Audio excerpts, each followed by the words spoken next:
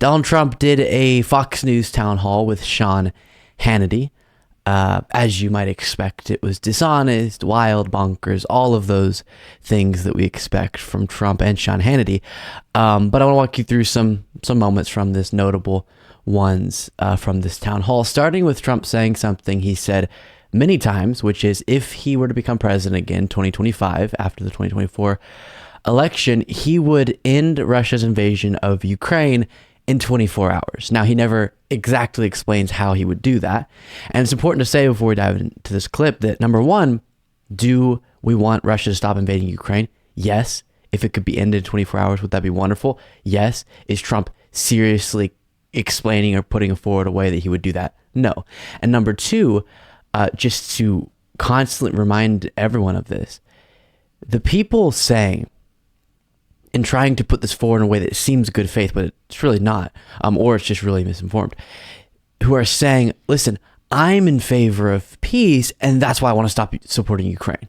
That's often what goes along with talking points, like what Marjorie Greene says a lot, what, as I called out recently, some people on the left have been saying, unfortunately, but a big part of the MAGA right have been obsessed with the talking point of stop supporting Ukraine. That's what warmongers would do. Warmongers would support Ukraine. It's so far from the truth.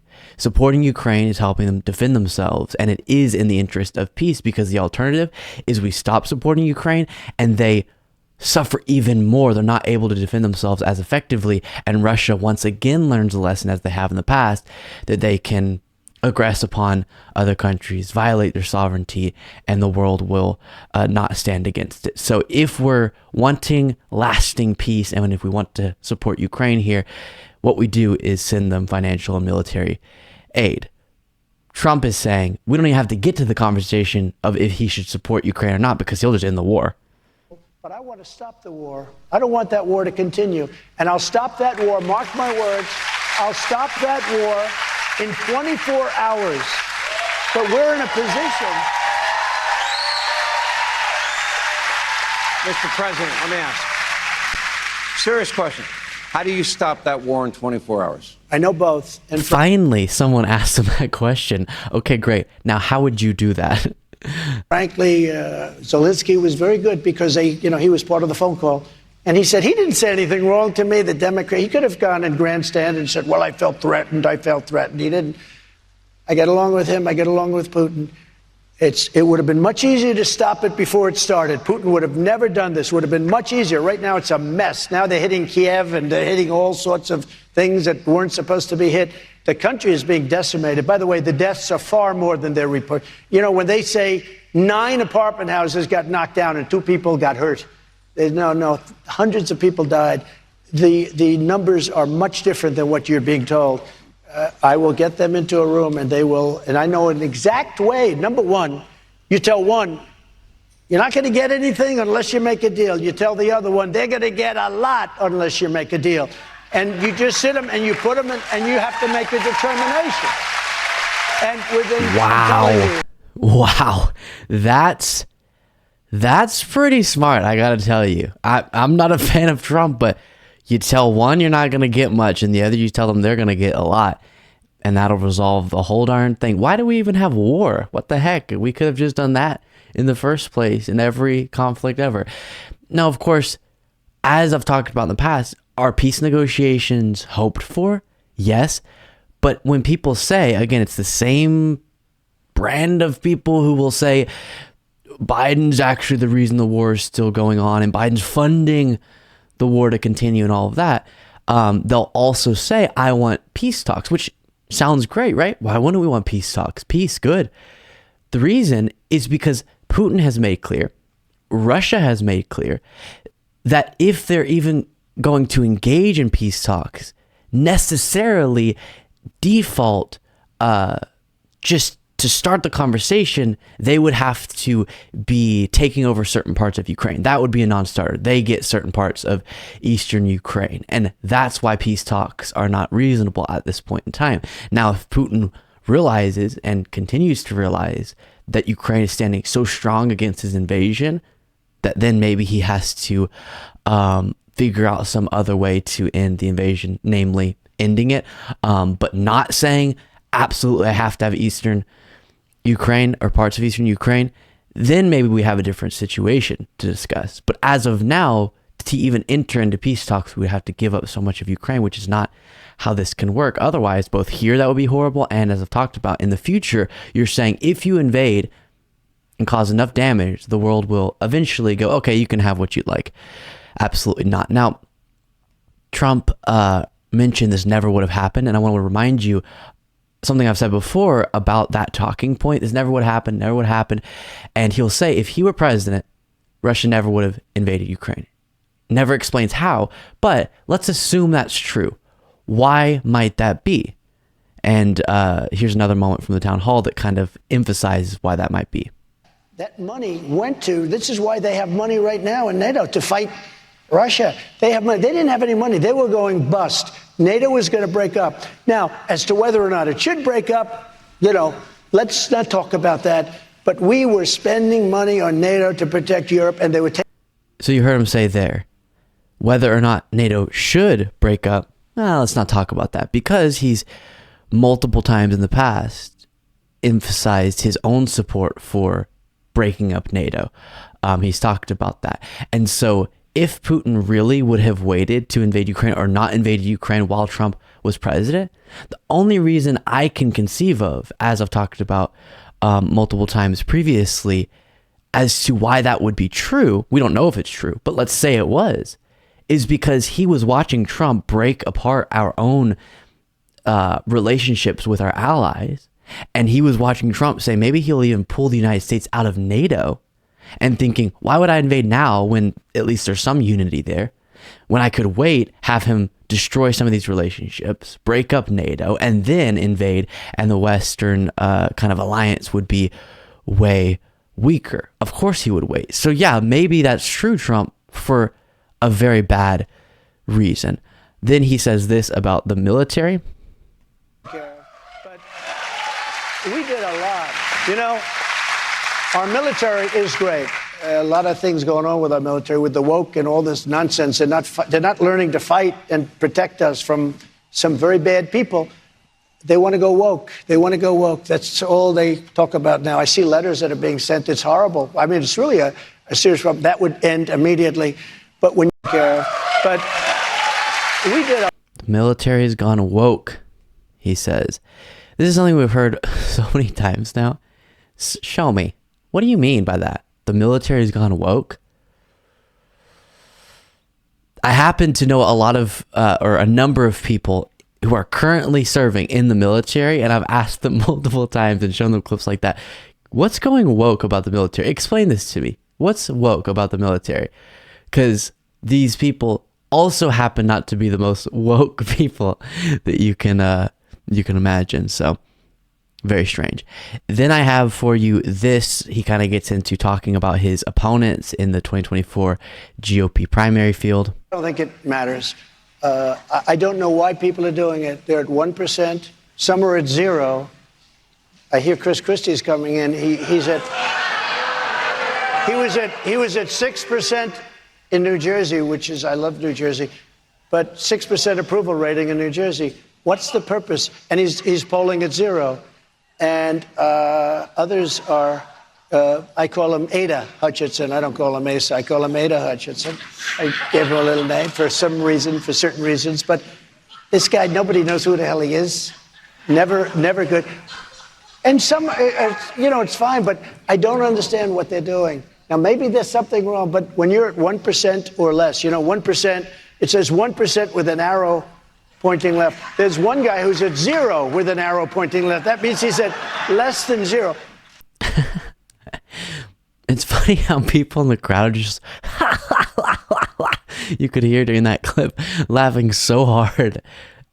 He is trying to make jokes, but they're not that funny. Come on. He calls him Ada Hutchinson for certain reasons. Now, he mentioned Chris Christie. We're going to get to later in today's show, the fact that Chris Christie is planning on getting into the race. And there is a reason why he's getting in. It's not because he thinks he's going to win. So Trump's point about Ada, as he called him, Hutchinson, is more fair because I honestly don't know why Asa Hutchinson is getting into the race. He has no shot. I guess some people just do this to raise their profile, then they can sell some more books. Who knows?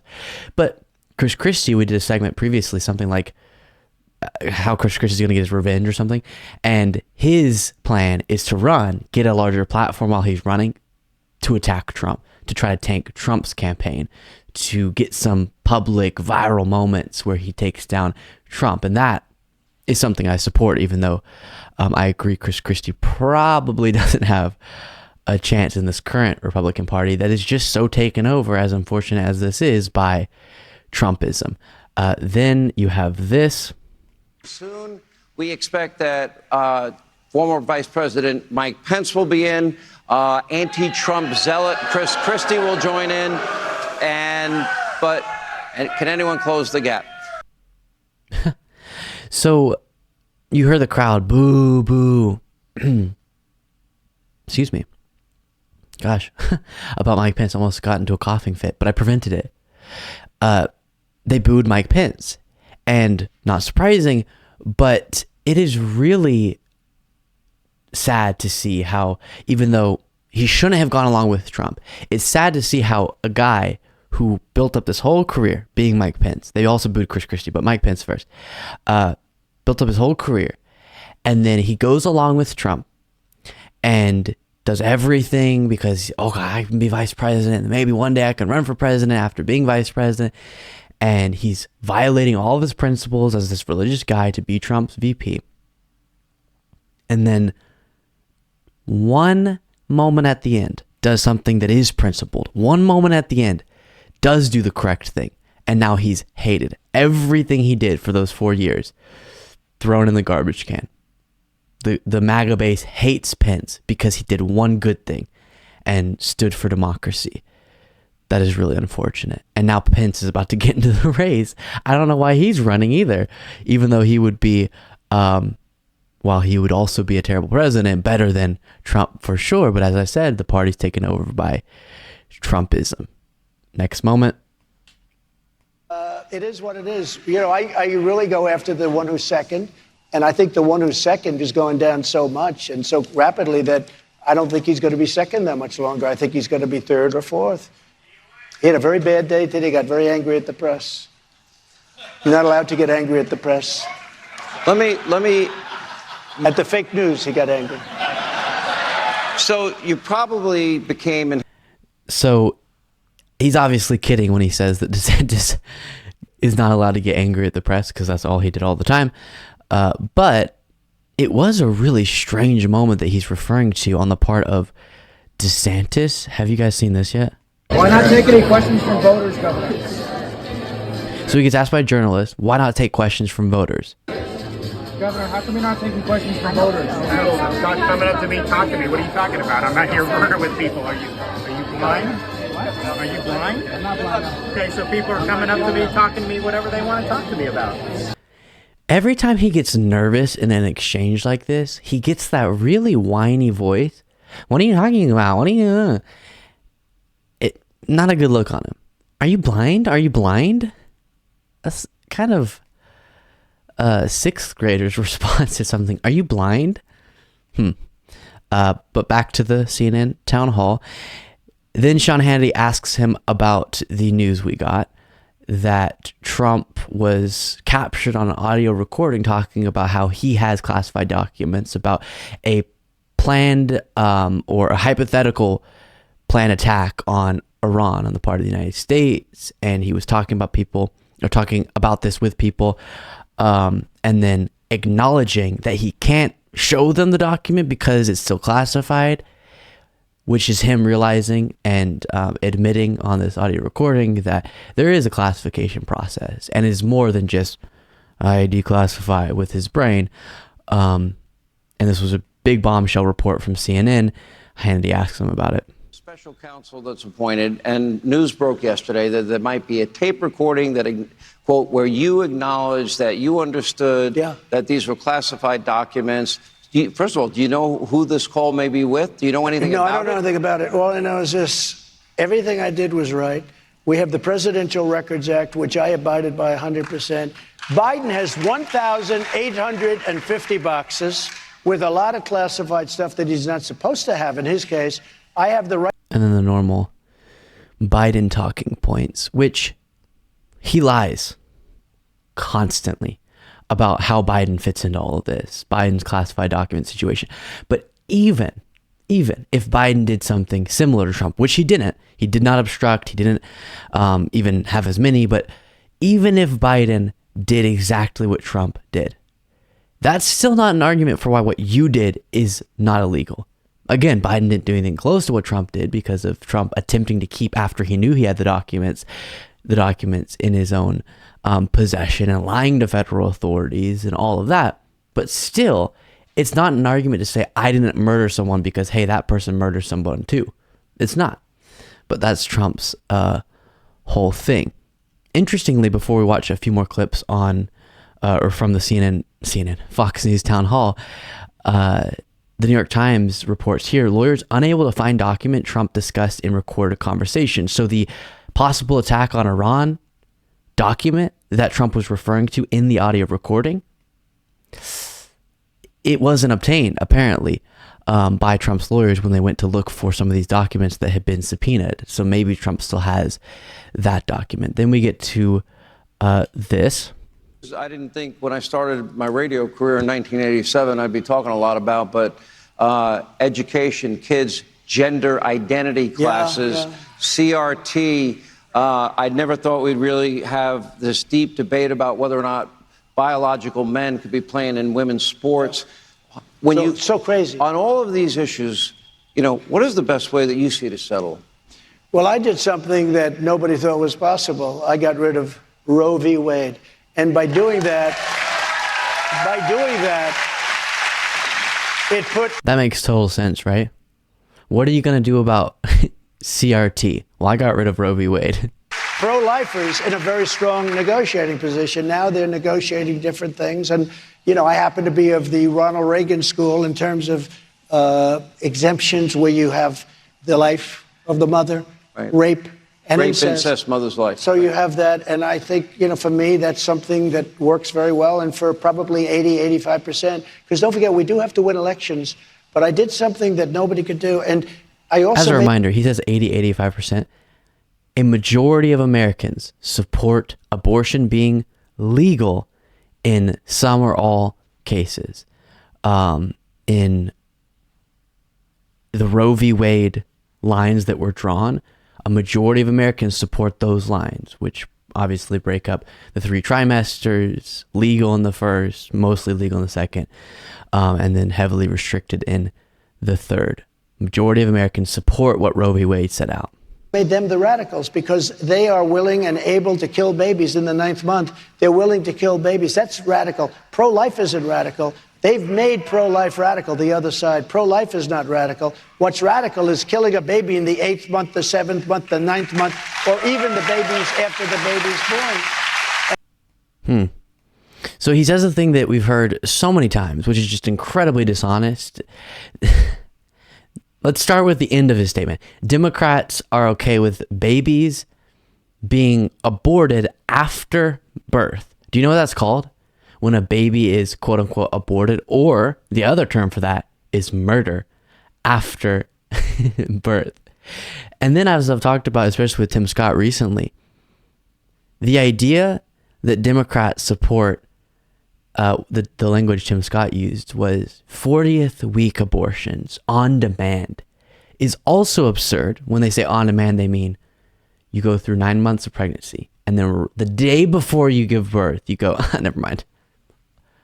Nah, which doesn't happen either. The only reason why late term abortions happen, and no post-birth abortions happen, but why late term abortions happen is because of medically necessary situations that come up. Okay, the fetus becomes no longer viable. The woman's life is threatened based on a certain medical situation. That's the only reason that late-term abortions happen. There are no on-demand or I'm just not feeling it 9th month abortions. It's just a lie.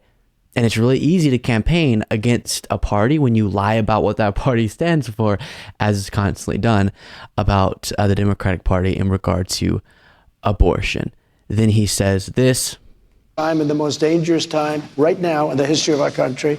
We have nuclear weapons on lots of different areas.